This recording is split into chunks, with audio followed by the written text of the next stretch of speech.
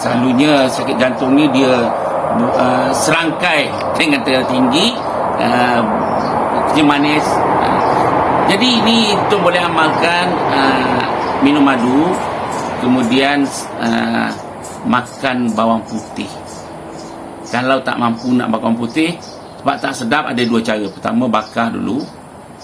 Kemudian setiap kali minum madu, minum sesudu madu, makan bawang putih sebiji yang dibakar. Itu satu cara.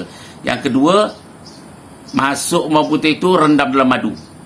Jadi satu botol setengah kilo tu madu, taruh 30 biji bawang putih.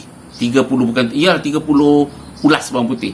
Kemudian rendam sampai bawang putih itu agak kecut. Jadi setiap kali minum madu, ambil sebiji bawang putih itu, makan. InsyaAllah.